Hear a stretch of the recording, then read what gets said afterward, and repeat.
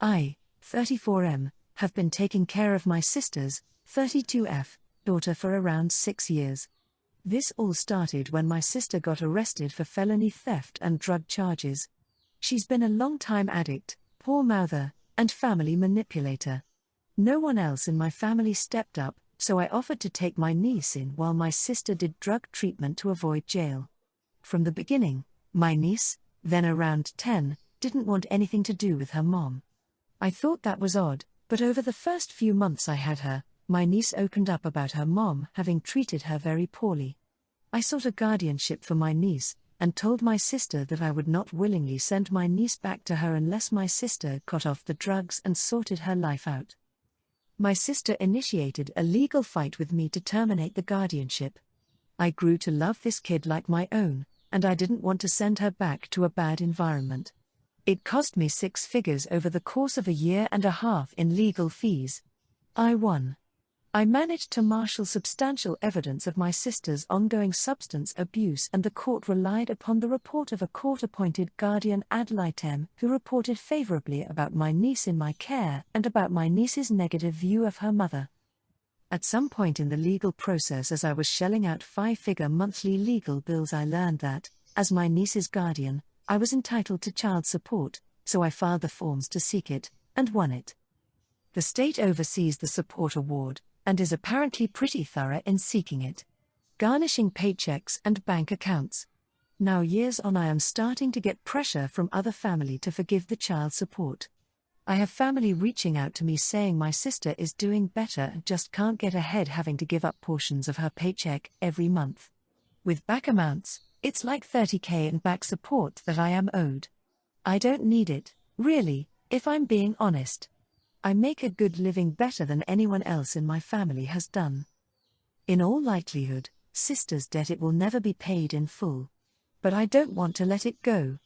I've started telling relatives, hey, that's great that you want to help, sister, why don't you pay me her $30,000 debt plus the present value of the award until niece is 18, and then I'll forgive sister's obligation.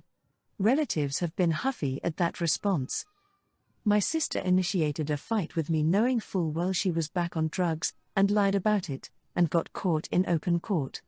It was all a waste of a large amount of money, in my prime years, that I would have otherwise saved and set aside to retire on, or pay for my niece's education. I'm still mad about it, and my sister can owe me it forever for all I care. Comment 1, NTA, you were looking after your niece, because your sister fucked up, which will have cost you money. Your sister then starts a legal battle, despite being on drugs, and costs you even more money. Oh, and finally, the family who didn't want to step up and look after your niece are saying you should let it go. Comment 2. NTA. The child support is for your daughter. Whether or not you need it is irrelevant. I just put everything in a trust fund for her to get when she's off to uni to make her life more comfortable. Never ever give up her claim to that money. Every year I try to do a family vacation. Around Easter I asked everyone for their availability. The best days for almost everyone was a winter vacation. My daughter-in-law and so told me that day wouldn't work for her, so they can't go. I asked if the backup days would work, and it was a no. Usually the vacation is something that everyone can drive to. It was going to be the same until all the adults agreed the kids were old enough to leave the country. So now the trip is to Europe. Everyone has bought their tickets and I have booked where we are staying. Everything is getting finalized. My son and daughter-in-law were not in the family vacation chat since they weren't going on the vacation. They heard about the plans and want to be added in. She called me up asking about it and what they need to do.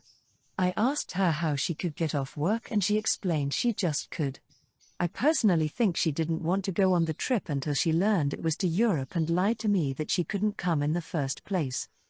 I told her it is too late, things are booked and I am not willing to pay more than I already have. I paid for all the lodging, we would need to upgrade to fit 2 more adults. She asked if I was serious and that it is cruel to not include them on a family trip around Christmas. I told her it is what it is and it's not my fault.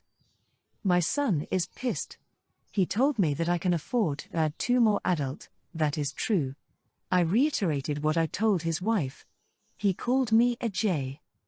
I want an outside opinion. Comment 1. NTA. First of all, you planned everything already, and if your deal really changed everything just because the trip was to somewhere she wanted to go doesn't sound good. Second, why can't they pay the extra if they want to come? Aren't they adults already? Comment 2. NTA. It's rather clear Dill didn't want to drive but loves the idea of a European trip that you pay for. It was solely her actions that resulted in this situation. If you want, tell them how much extra it's going to cost and let them pick that up. If you don't want to, that's fine as well. Win that you made the offer, they declined and you made plans. NTA.